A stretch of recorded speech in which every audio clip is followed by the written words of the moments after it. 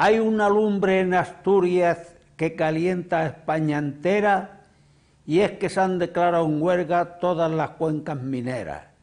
Empezaron los mineros y los obreros febriles, cuando sean los campesinos seremos cientos de miles.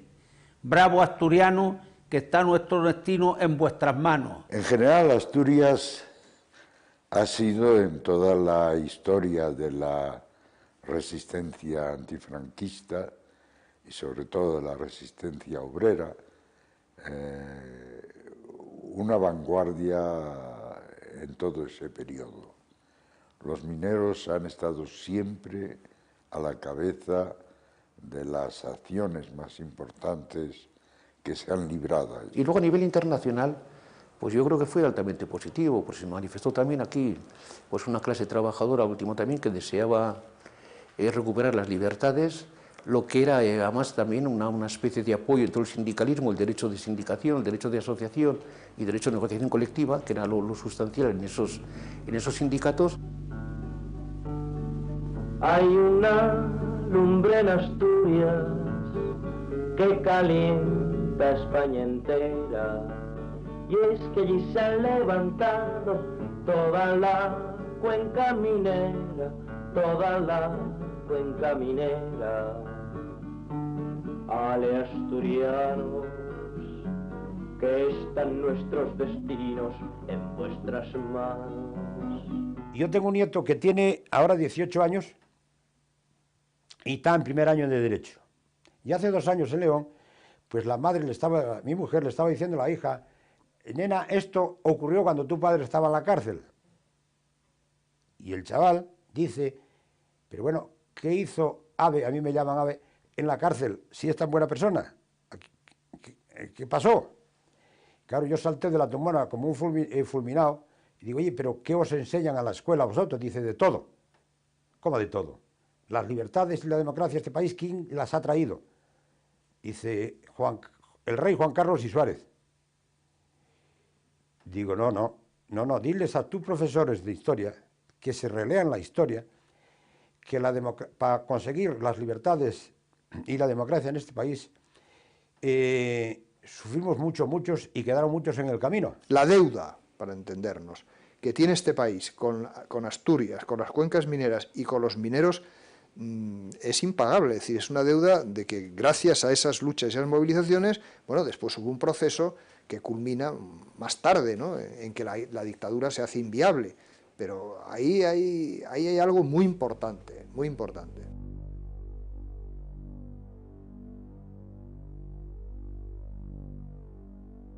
La huelga del 57 en María Luisa, como la del 58 en La Nueva, ahí empieza lo que pudiéramos decir a madurar un poco la conciencia de la gente, y creo que fue uno de los primeros pasos que dio el movimiento obrero en su conjunto por crear otro camino diferente, abrir puertas a otra forma de lucha, y creo que todo eso, tanto las huelgas del 57 como la del 58, fue lo que llevó precisamente a esa gran huelga del año 62, de abril y mayo, y posteriormente la de agosto. El pasar de la autarquía económica al plan de estabilización causó en los resortes de la economía,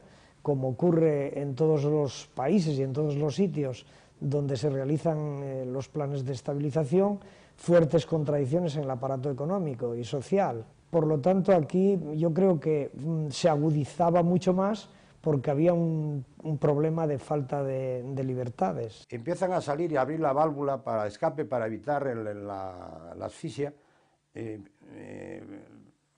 trabajadores extranjeros. De aquí de la cuenca empezaron a marchar para Bélgica montones de gente. Y para Alemania. Y para Francia.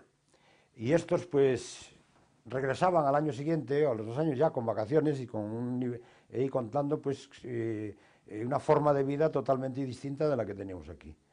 Y eso pues influía, y la gente que no como dije antes, que nada había tenido que ver con la guerra civil, dice, bueno, nos han ofrecido una España grande y libre y un imperio hacia Dios, pero ¿qué coño es esto? No debemos de soslayar el problema de la guerra civil. Aquí todavía en aquella fecha estaba francamente viva, las heridas estaban en muchos aspectos lejos de cicatrizar, había muchos olvidos, muchas carencias, muchos abandones, y todo ello junto creó un caldo de cultivo que, junto a un hecho concreto y puntual, motivó naturalmente que la huelga tuviese aquella adhesión para convertirse en lo que yo interpreto como un hecho de reivindicación política, más allá de una reivindicación razonablemente o razonable desde el punto de vista laboral. Ellos veían que las minas ganaban dinero, que se mantenían, y pretendían los trabajadores una mayor participación en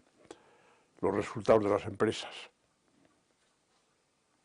Había también una base política, ¿no?, desde el exterior, que impulsaba estos conflictos. Hay que tener en cuenta que se vivía una situación económica de subsistencia pura, o sea, era una situación, porque la huelga no fue política, la política la hizo el régimen. La huelga partió desde una situación de reivindicación de tipo económico, o sea, lo que pasa es que como estaba prohibido y era político hacerlo, quien la transformó en política fue el propio régimen. El régimen salió diciendo que aquello era sido una cosa espontánea, pero de espontánea nada. Aquello venía preparándose y tras largos meses, y llevaba muchos meses preparándose, hasta que, bueno, por fin, el día 7 de abril del 62, pues estalló la huelga.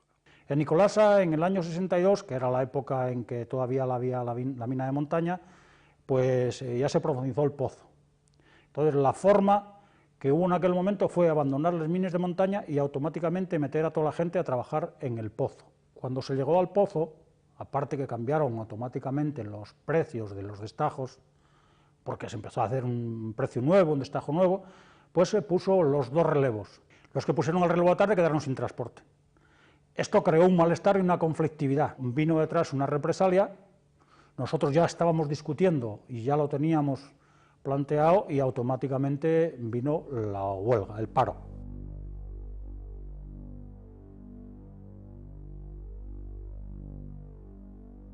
No era la huelga como se hacen las huelgas ahora, en una democracia, en una libertad, a través de una asamblea y una decisión, por mayoría o no mayoría, sino era la huelga aquella, era una huelga eminentemente clandestina, se estaba haciendo una huelga clandestina completamente, no había posibilidades de hacer nada, nada abiertamente. Fue un paro que yo daba una especie de, no sé cómo reflejar, era, sacábamos la lámpara, llegábamos adelante del pozo, nos sentábamos todo el mundo allí, nadie hablaba, pero cuando tocaba la sirena para entrar a trabajar, pues, claro, yo comentando con algunos ahora que os lo explico, dicen que no se daban cuenta porque no se daban cuenta que nosotros estábamos organizados. Entonces había uno que se levantaba, iba hacia la lampistería y todo el mundo allá por el malestar. A otro día por la mañana, aquí en esta lampistería,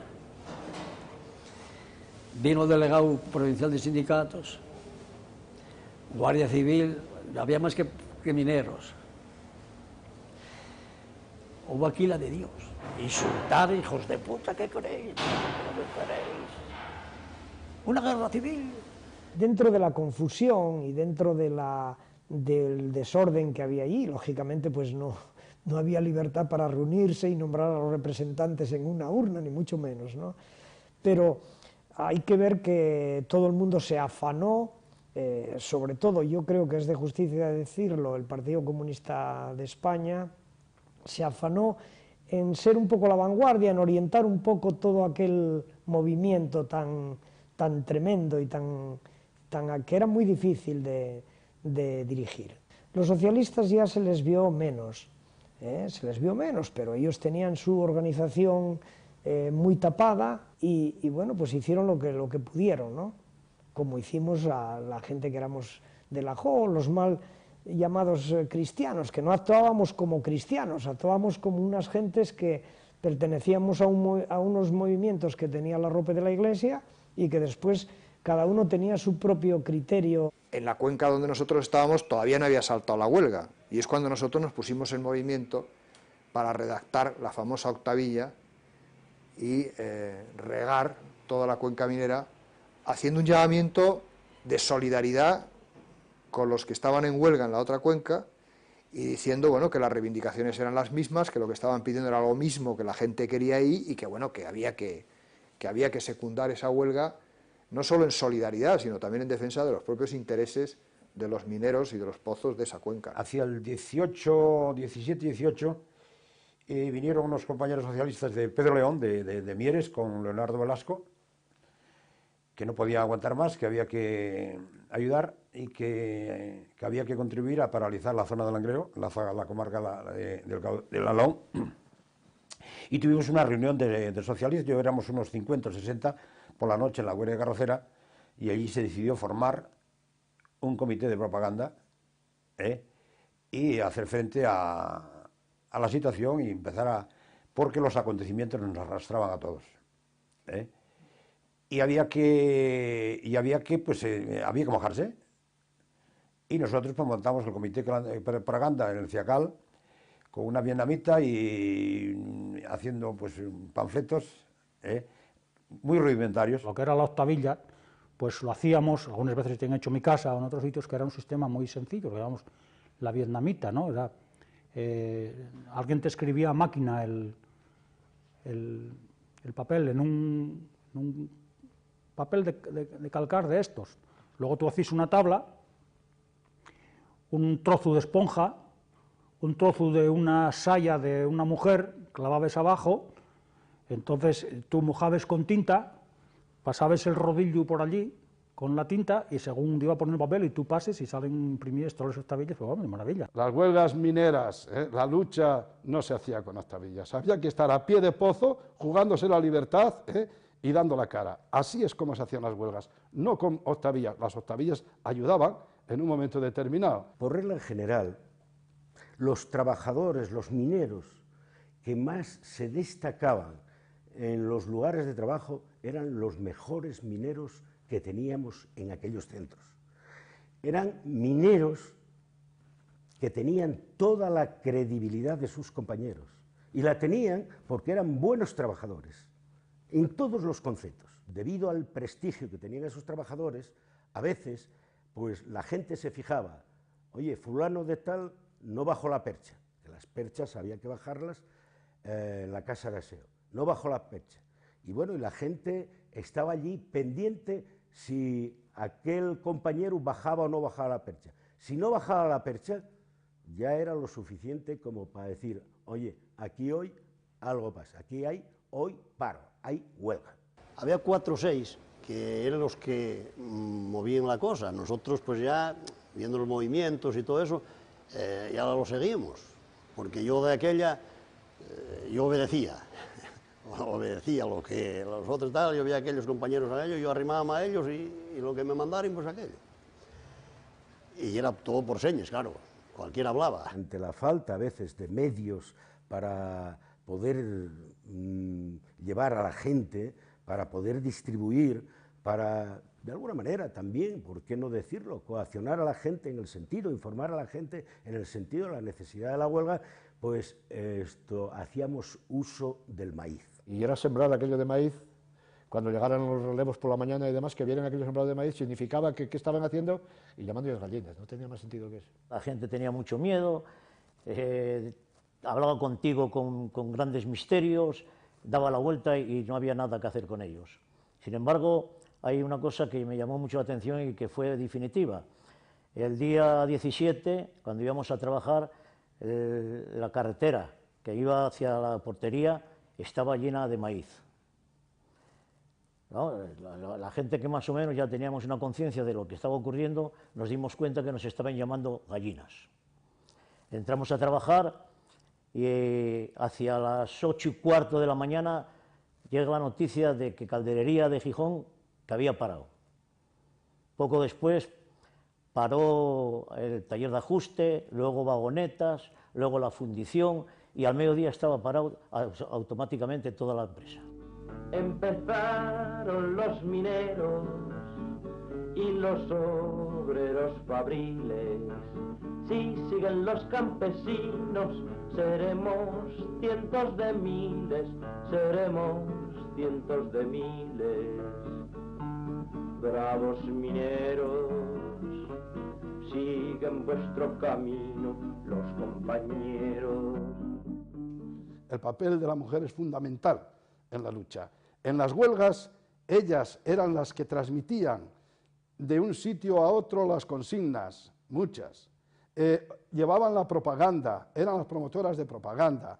Inclusive se manifestaban persiguiendo, insultando a los esquiroles, tirándoles maíz. Íbamos a las entradas de las mines y a unos sitios y a otros tirábamos los maíz y tirábamos propaganda para que continuara la huelga. Quedábamos mañana a las 4 de la mañana, todas en tal sitio, y organizábamos para pillarlo, porque los mineros pues eran muy tunillos y tenían sitios y nosotros por todos los sitios estábamos esperándolos, con los bolsillos llenos de piedra. Entonces dieron la vuelta y a la gente que venía a trabajar ellos mismos ellos dieron la vuelta, ¿no? Dijeron no ir porque hay un número de mujeres que están dispuestas a todo. Nosotros ya estábamos desesperadas entonces. Rápidamente llegaron, qué sé yo, la Guardia Civil que vino, nos cogieron y nos trajeron para aquí, para la escombrera. Entonces ahí estuvimos y vinieron, y entonces de la Juécara las trajeron aquí también. Y nos reunimos todos aquí en esta escombrera. Entonces ahí querían detener a una, ¿no? Llevarla, porque decían que era la cabecilla o qué sé. Y entonces nosotros a todas a grito dijimos o todas o ningunas. Y entonces allí resistimos y nada, no nos llevaron, nos llevamos para casa. Ya llevábamos mes y pico de huelga, se agotaron el carbón y veíamos en un sitio que se llamaba La Ullera, donde Duro Felguera acumulaba miles de toneladas de carbón, y entonces yo creo que allí hubo un núcleo de mujeres sin definir, que empezó a correr la voz, hay que ir hoy, hay que ir, tenemos que ir a por el carbón. Y entonces se juntarían allí unas 1000 mujeres a reclamar el vale de carbón para poder hacer el bote en casa y calentarse, ¿no? Entonces nosotros teníamos detrás, pues eso, unos dirigentes, ¿no? Que nosotros consultábamos, que si estaba bien, que si estaba en lo que sea, y nos apoyaban en lo que éramos nosotros los que decidíamos, pero nos apoyaban. Gracias a ellas, para que la cosa fuera general, porque ya sabemos que cuando llegó a la culminación de la huelga, llegó a haber unos 60.000 parados en Asturias. Pero ellas jugaron un papel interesante, a pesar de que pasaron muchas por aquí. Unas 40 pasaron por aquí. Habla Radio España Independiente, Estación Pirenaica. Salid a la calle como lo hicimos ayer, como lo hicieron siempre las mujeres de los trabajadores en huelga, y mostrad con vuestra decisión, con vuestra firmeza, que Asturias, que el País Vasco, que toda la España que lucha es fiel a sus tradiciones combativas y democráticas. Transmitimos todos los días por estas ondas volantes sin interferencias. Yo creo que no había casa que no escuchara Radio Pirenaica. Era un oráculo. Y esa radio se ponía baja porque había control sobre quién escuchaba la Pirenaica, ¿no? Pero todas las noches escuchábamos la Pirenaica, la única emisora de radio sin censura de Franco. Hubo mucha gente que escuchó mucho la BBC y Radio París. En el Radio París, en aquel entonces, por supuesto, éramos todos antifranquistas. Teníamos una gran relación con los oyentes. Tampoco había encuestas de opinión, no podíamos saber si teníamos 1 millón, 2 millones o 200.000 oyentes. Lo que sí, por el correo, por las llamadas telefónicas, eso sabíamos que teníamos gran influencia aquí. Nosotros hacíamos todo el noticiario, digamos, de lo que estaba sucediendo, ¿no? Y eso lo mandábamos a Madrid para los periódicos extranjeros, Le Monde, etcétera, y lo mandábamos también a París, a través de la gente del Felipe de París, y creo que esos, bueno, luego llegaban también de alguna manera llegarían a la Pirenaica. Para mandar esas informaciones, pues yo apoyábame en mineros, en gente que trabajaba que trabajaba en los mines y preguntaba yo nunca que supieran que yo ya era para mandar a ninguna parte, porque eso ni al mejor amigo podías decir nada de eso, pero a lo mejor decís, ¿qué tal? Hoy entraron todos, faltaron muchos en la mina o castigaron a fulano, y bueno, pues lo que me dijeran, a otro día, yo pues iba para casa, lo mandaba y mandábalo como hoy y mañana. Por la noche salían a Pirinaica. La principal fuente que teníamos era la Pirinaica, la que la prensa no era explícita en aquellos momentos. Desde las posiciones políticas con la prensa se mantenía una relación, pero no se ejercía ninguna presión ni ninguna coacción, ¿no? Estaba La Voz de Asturias, Región, La Nueva España, que era la prensa del movimiento, que a esa, pues claro, desde el gobierno civil y desde la jefatura del movimiento sí se tenía sobre ella. Pero los demás no teníamos acceso a esas presiones, o sea que funcionaban con cierto espíritu crítico y cierta libertad. La radio estaba volcada en animar a los huelguistas y en tratar de ampliar y de desarrollar la huelga a todas las otras regiones. Los mineros asturianos, al entrar en la 7ª semana de su huelga, necesitan, merecen, han conquistado el derecho a que les prestemos la más amplia solidaridad. Nos reunimos un grupo de miembros también en aquel entonces de la UGT en maquinaria de la naval y pensamos, bueno, es factible hacer algo. Y curiosamente eran torneros, estaban en máquinas allí y el mismo día 30, el día 30 de abril, pues pararon las máquinas, al último también desde maquinaria se extendió a toda la naval. Esa misma noche del 30 de abril fuimos detenidos una partida de miembros allí, bueno, de miembros, de gente, de trabajadores de la naval, y inmediatamente los llevaron a la cárcel a la Rínaga. No sabíamos tampoco qué es lo que ocurría, pero al día siguiente ya, el 1 de mayo, el 2 y el 3 empezaron a entrar y entraban, pues no sé, pues muchos detenidos, ¿no? Y entonces, bueno, la huelga ya se iba extendiendo, se empezó en la naval, y luego se extendió rápidamente, como digo, luego paró no solamente que paró a último también Vizcaya, ¿no? Sino para toda Euskadi prácticamente. En mayo, en abril, nos empezaron a llegar manifiestos y declaraciones y cosas de las huelgas de los mineros asturianos. En aquella época también había un clima en una zona como Villaverde, Getafe, propensa a eso. A mí me llegaron una serie de octavillas y lo que hicimos es preparar la huelga en la fábrica y la huelga en algunos sitios.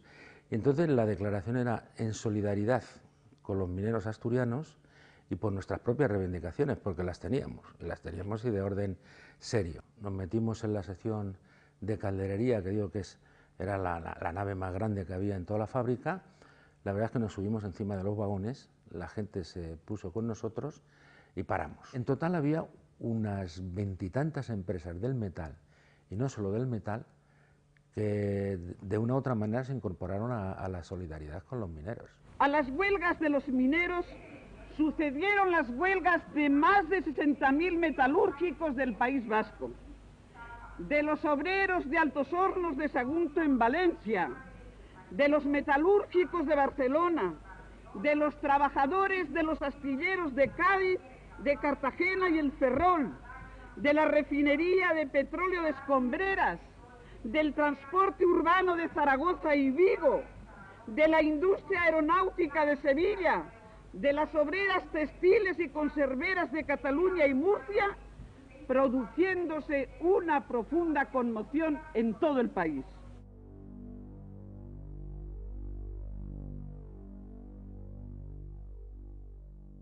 Realmente no había problemas ni tensiones graves. Además, ahí hasta las consignas que daban desde Franco, desde el Pardo, era suavidad y no crear problemas. La actitud de la policía fue completamente a hacernos el más daño posible. Hay una auténtica ocupación de los pueblos en los sitios estratégicos, en todos los caminos que subían hacia los pozos, en los callejones, en las calles estrechas, hay policía armada. O sea que hay un ambiente de represión y las calles están prácticamente vacías, de vez en cuando se ven grupos así grupos nunca más de 3, 4 personas que están charlando y tal, pero hay un ambiente absolutamente de represión, ¿no? De represión muy fuerte. Yo recuerdo un periodista alemán que me buscó entonces ahí y que se quedó muy impresionado del ambiente que había de ocupación de la policía de todos los pueblos y del ambiente de represión que había. ¿Quién llama? La policía. ¿Y la policía qué quiere ahora? Está su marido, digo, mi marido está en la cama como una persona decente, no como usted que viene a despertar niños y mujeres que estamos en la cama tranquilamente, que no hemos hecho nada a nadie. Y fue la policía a detenernos, ¿eh? Y efectivamente fue al despacho, estuvo registrando, etcétera, y ya me detuvo, ¿no? Pero en esa detención yo no fui inmediatamente a la cárcel, sino que me llevaron a Oviedo, donde estaba el famoso Ramos, un torturador conocido en Asturias. Y te interrogaban básicamente siempre por la noche y cada cuarto de hora te levantaban y te dejaban dormir. Era un verdadero calvario. Y después, pues, te pasaba de todo. Te pasaba de todo. Tenías ofertas. Tú vas a estar 15 o 20 días, yo te saco, y como en el entorno tuyo son todos comunistas, tú me vas a pasar a mí directamente información. Era algo difícil pelear, había que tener bastante integridad y bastante entereza moral para soportar todas estas cosas. Ellos, lo primero que te hacían cuando te cogían en aquellos años era saber si eras o no eras comunista. Aplicarte corrientes eléctricas o de meterte la cabeza en el agua y cosas de estas, no. Ahora, palizas todas las que quisieron.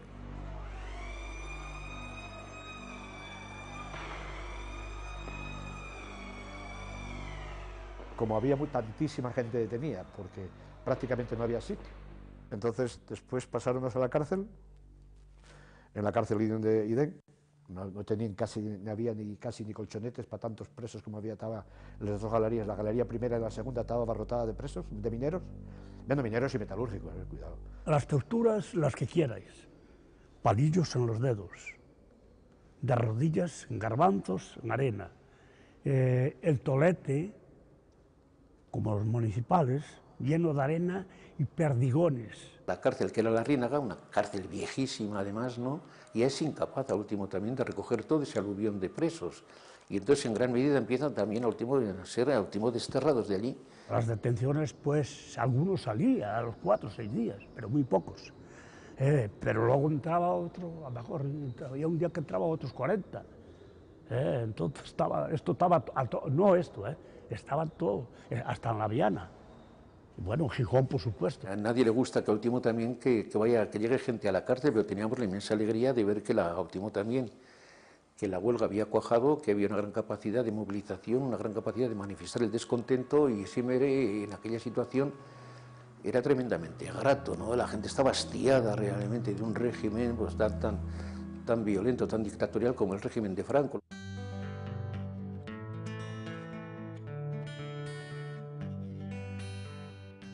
Había gente que tenía muchos hijos, entonces la familia no me la como hoy, que tienen un hijo o dos, había gente que estaba cargada de familia.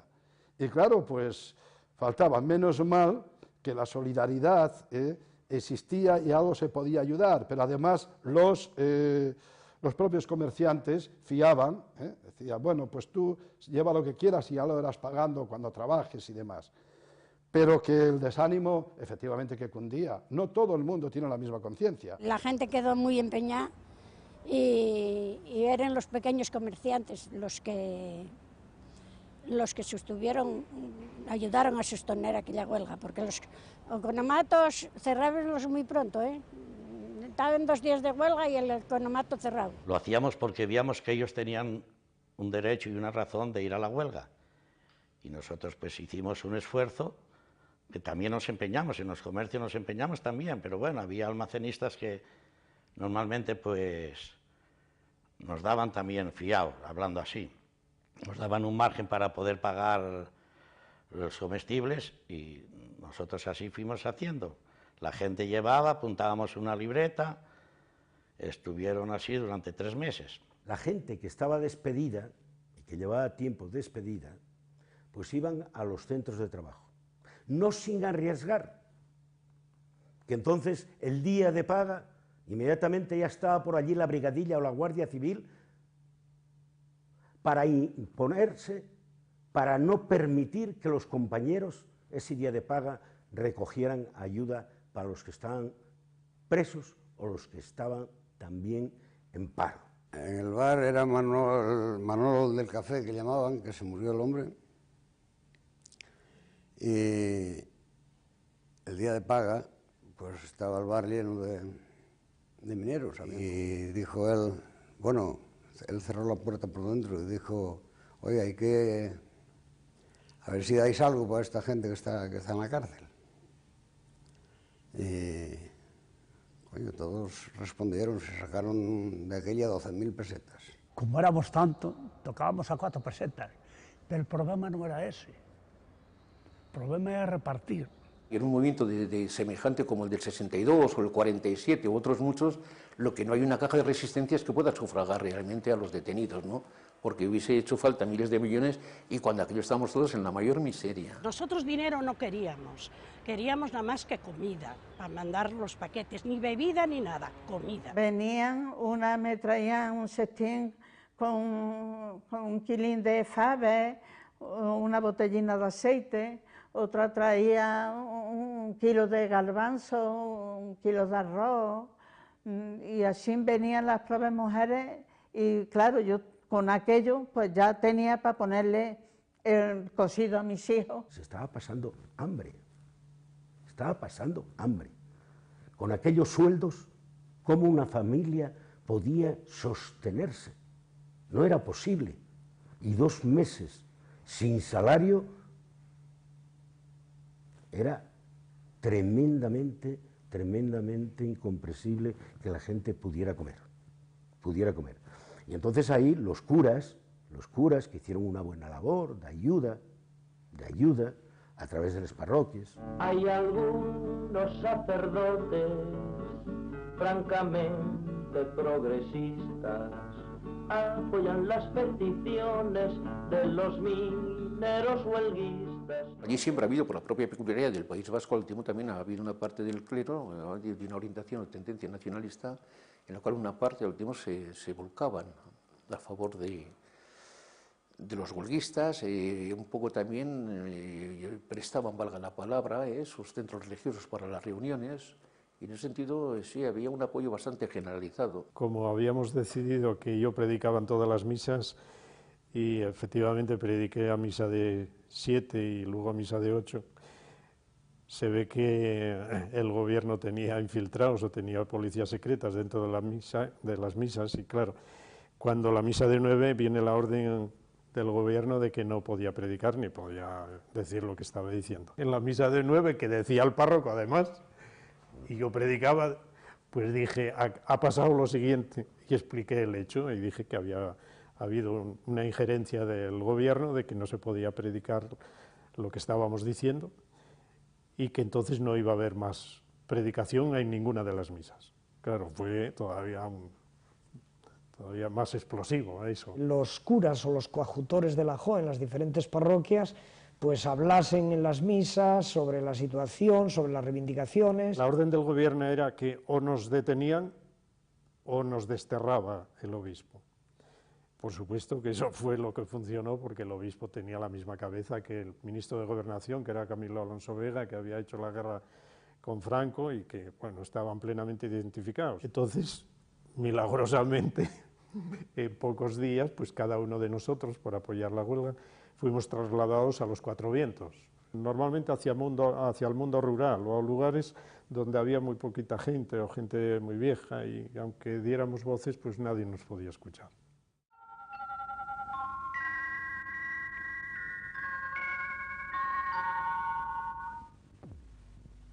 Habla Radio España Independiente, Estación Pirenaica.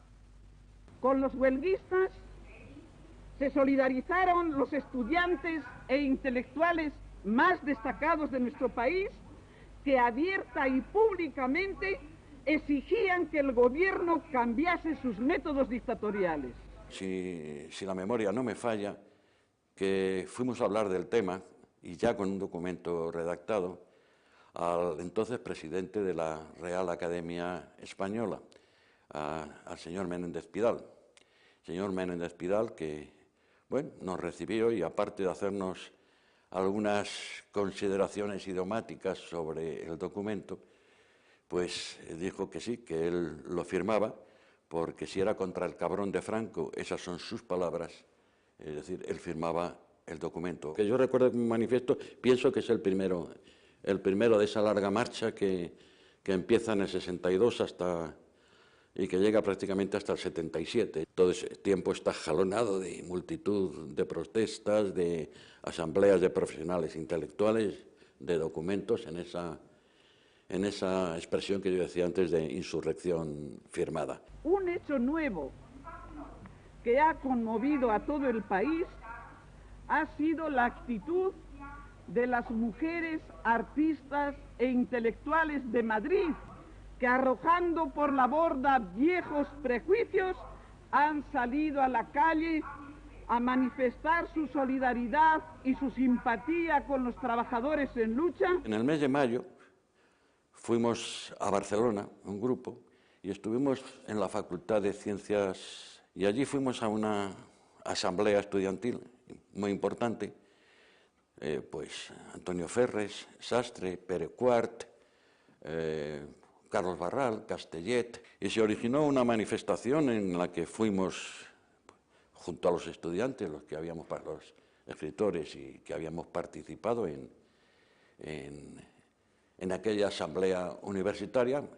Llegamos a Plaza de Cataluña y descendimos un poquitín entre los palos de los grises de la época que cargaron sobre todos nosotros, sobre todo, claro, pegaron mucho más, naturalmente, a los estudiantes, pero que cargaron sobre todos nosotros, y mientras la manifestación aquella, al grito de Asturias sí, Franco no, pues discurría por las calles de Barcelona. En la Argentina y en Bélgica, en Cuba y en México, en la Unión Soviética y en los países socialistas, en Inglaterra y en Francia, en Italia y en los países nórdicos, los trabajadores expresan su solidaridad con los huelguistas españoles que con su lucha han hecho saltar el dique de mentiras que la propaganda franquista había levantado entre España y el mundo. Tenemos una relación muy directa con la CIOLS también, que se había constituido en 1949, y allí, bueno, pues todos, la Federación Sindical Mundial, la CMT, o sea, las tres internacionales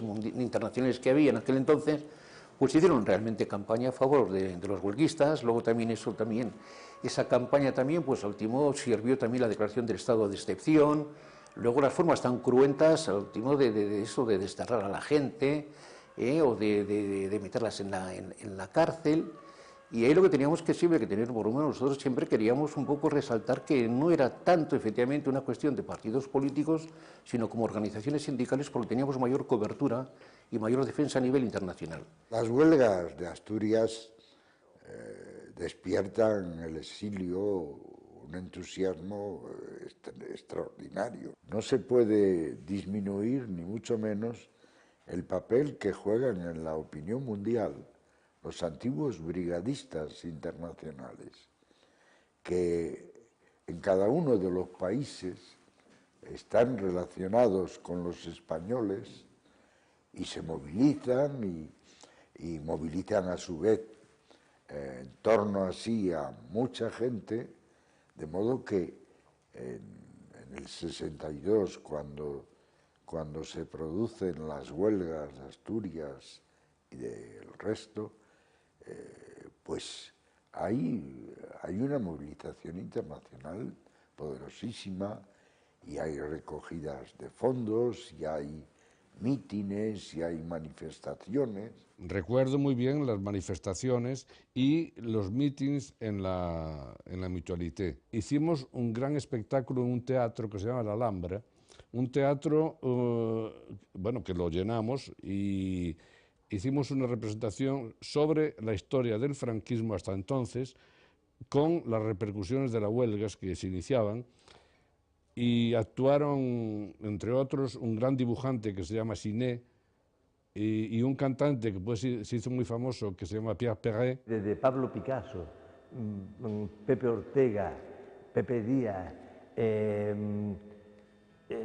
Úrculo, todos los pintores, todos, desde aquel momento empezamos a impresionarnos y a inspirarnos en esa huelga.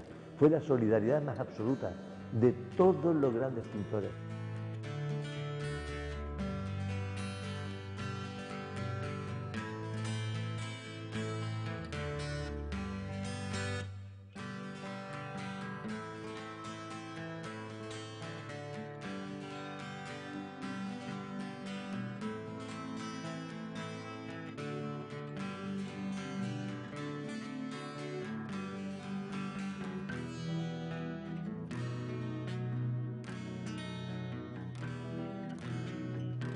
Las primeras medidas es tratar de ahogar la huelga.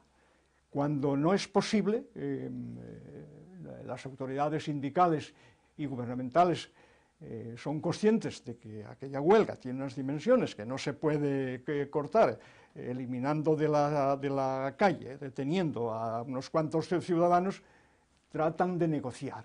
Pero quien negoció la salida de esta huelga con el ministro de Trabajo fue una comisión de obreros, no el vertical. El silencio tenía una explicación, la represión, el miedo, o sea, sabías, el hablar entonces era peligrosísimo y si cuando hablabas manifestabas tus intenciones, ya no solo ideológicas, sino lo que te gustaría, lo que deseabas o lo que te gustaría que hubiera. Entonces yo recuerdo que plantea lo siguiente, que si el gobierno quería solucionar la huelga, tenía que escuchar las reivindicaciones de los mineros. Y si quería conocer las reivindicaciones de los mineros, teníamos que tener la libertad de poder reunirnos en asamblea, elegir nuestros representantes, y estos recogerían en las asambleas el sentir, el pensar y los deseos de los trabajadores. Y al día siguiente nos autorizaron, corrió la voz, para que tanto en Langreo, quiero decir, en las cuencas mineras, Langreo Mieres, La Camocha, que pudiéramos reunirnos en los pozos y elegir unos representantes. En algunos sitios de Mieres creo que en algunos pozos llegaron a elegir a la gente. Allí, bueno, pues a dedo, como se hacía, no se podían poner urnas, por supuesto. Por lo tanto, las comisiones eran representativas de sectores, pero esa representatividad pues no estaba lógicamente respaldada pues por una gran asamblea de 1000 trabajadores o mucho menos, sino que eran gentes conocidas y algunos muy apreciados, o gentes que eran, como se decía entonces, es un rapaz muy formal, muy serio, muy tal, muy luchador. Jamás el ministro y ni un delegado del sindicato de Asturias hubiera recibido comisiones por parte de nadie. Los únicos representantes eran aquellos que tenían el sindicato vertical y no recibía a nadie. Pero a partir del 62, como digo, cambiaron algunas cosas, muchas, y Solís no tuvo más remedio que recibir a comisiones. Y por la tarde nos recibió Solís. Nos encontramos en la casa sindical, que está en la plaza de Ordóñez, pues por una parte los que venían de Langreo, entre ellos venía el Piti por Langreo, José Antonio García Casal.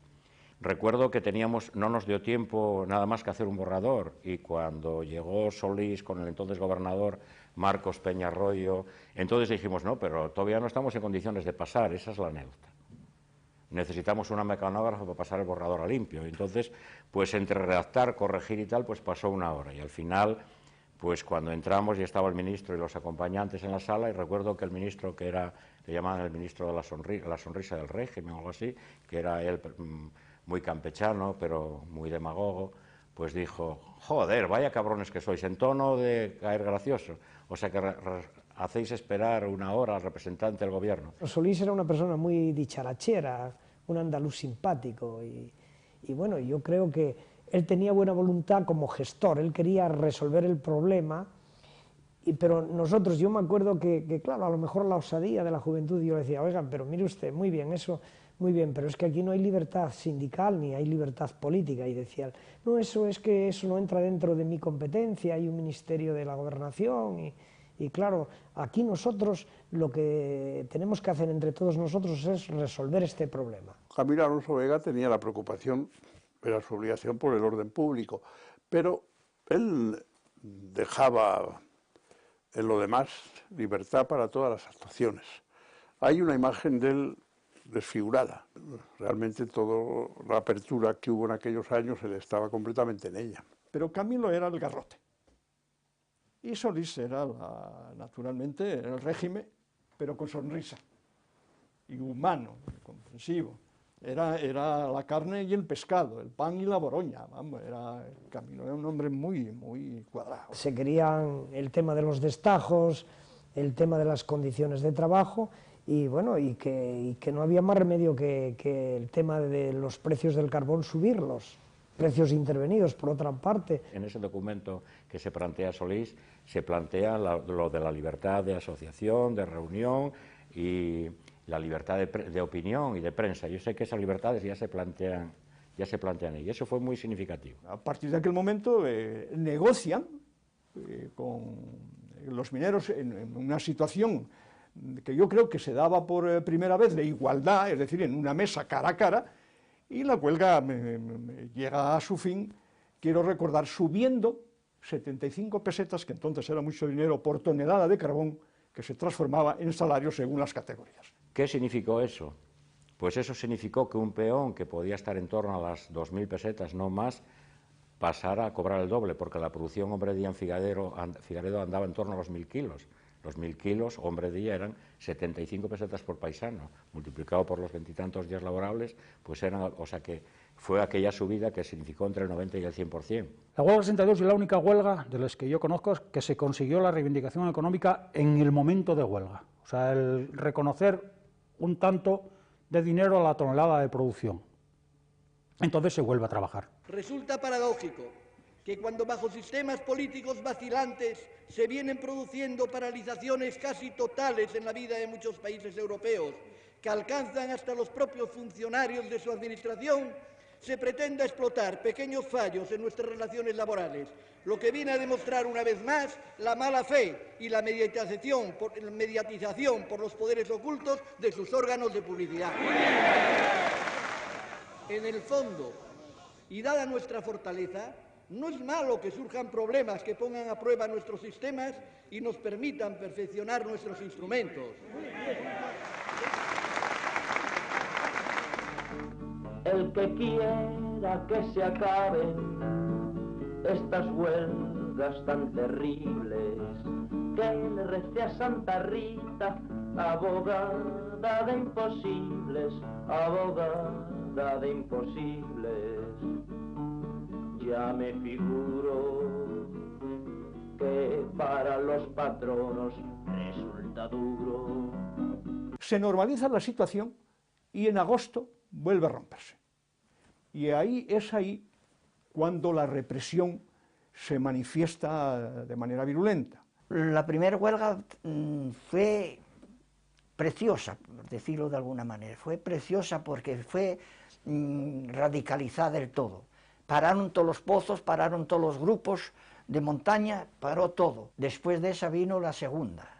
La segunda, yo ya lo dije en otra ocasión, que a mi parecer fue una huelga provocada por la empresa, porque en la primera no hubo represión.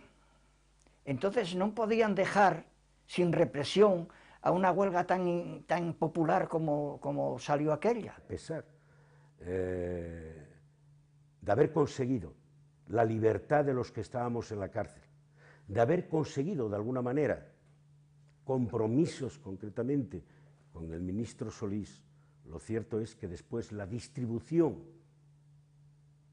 de lo conquistado se observaba una gran diferencia cómo se distribuía eso.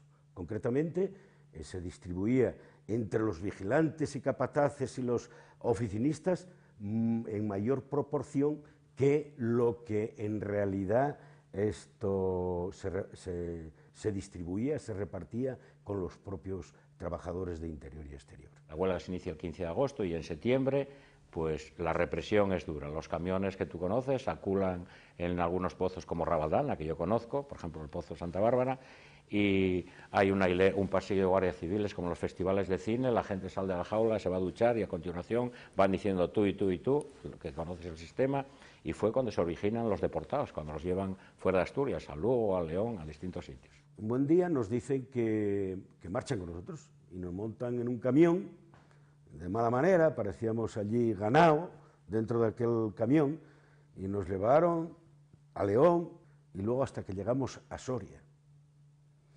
Y llegamos a Soria y nos presentan allí en la comisaría. Allí nos leen un poco la cartilla de lo que teníamos que hacer, en el sentido de presentarse por la mañana a primera hora y después por la tarde, y que situásemos nuestra residencia allí y demás. Nosotros en principio no queríamos salir de la comisaría porque preguntamos ¿a dónde vamos? ¿A dónde vamos? Esto de que te llegues y que te presenten allí y que no tengas dónde te meter, no tengas ni pedir, y nos negábamos a salir de allí, pero nos echaron de allí.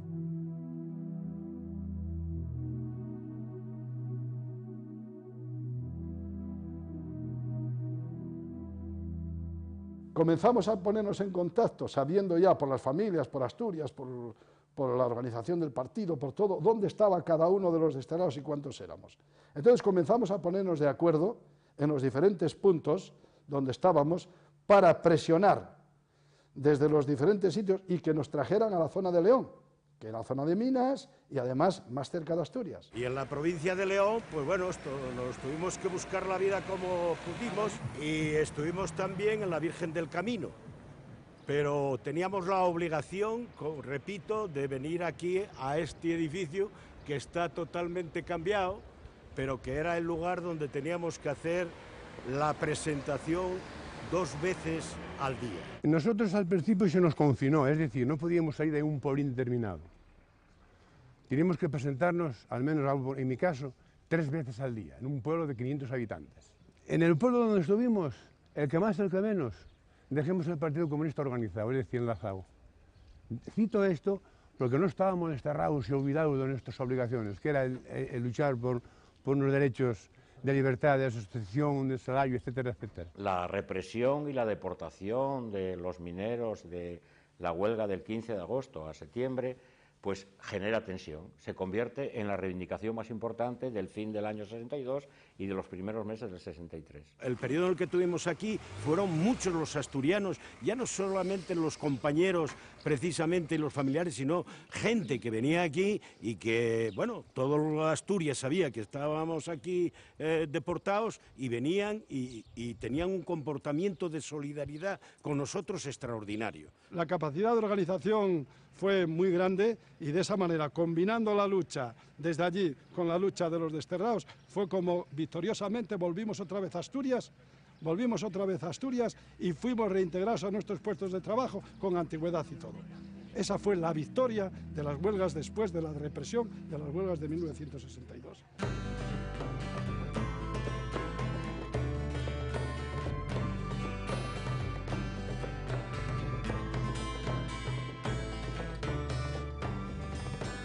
Para mí, las huelgas de Asturias cambiaron, fue un antes y un después en la historia de España, en la historia de la lucha antifascista. Concretamente, esas huelgas de Asturias fueron muy decisivas en la lucha contra la dictadura. Primero porque fueron las primeras huelgas generales que hubo en una zona, en toda la cuenca minera, y que luego además también en la metalurgia también hubo, y luego se extendió a otros sitios de España, con lo cual fue no una huelga general en España, pero sí ahí, concentrado, y tiró del resto del movimiento obrero y luego generó una solidaridad importante de intelectuales, de estudiantes, es decir, movió a otros sectores de la sociedad. Fue una ruptura y demostró que el sistema, la dictadura, era vulnerable, que era vulnerable y que se podía avanzar en la lucha por recuperar las libertades. Había una seria maniobra de aceptar a Franco y al régimen de Franco en la Comunidad Europea, y había fuerzas de derecha europeas que tenían pensado hacerlo, que hubiera sido un golpe tremendo a la oposición y un triunfo, bueno, histórico, vamos, del régimen de Franco.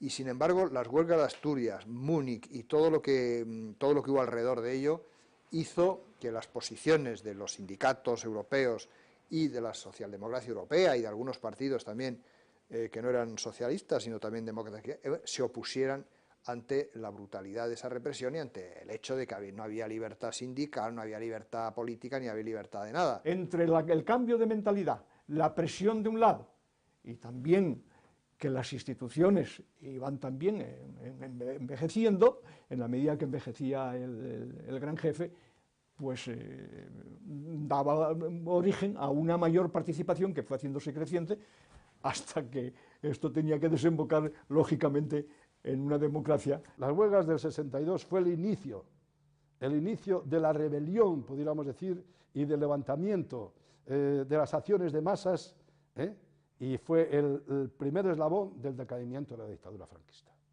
Por supuesto que las huelgas del 62 marcaron ya un hito en el resto del Estado español, en Asturias y en el resto del Estado español. No en vano se cantaba aquella canción que decía: hay una luz en Asturias. Hay una luz en Asturias que alumbra a España entera. Y es que allí se ha levantado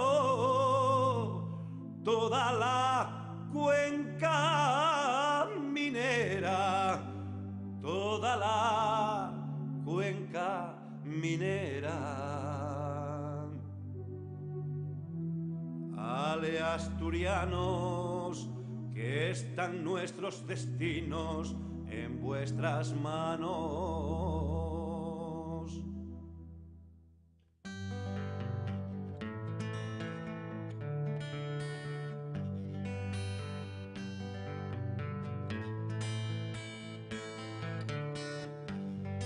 Empezaron los mineros y los obreros fabriles. Si siguen los campesinos, seremos cientos de miles, seremos cientos de miles. Bravos mineros, siguen vuestro camino los compañeros.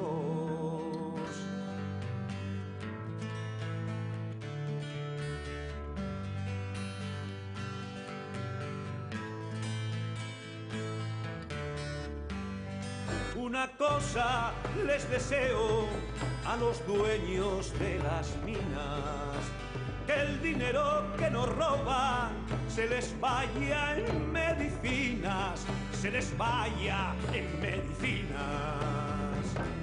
La policía, si oyera estas canciones, se enfadaría.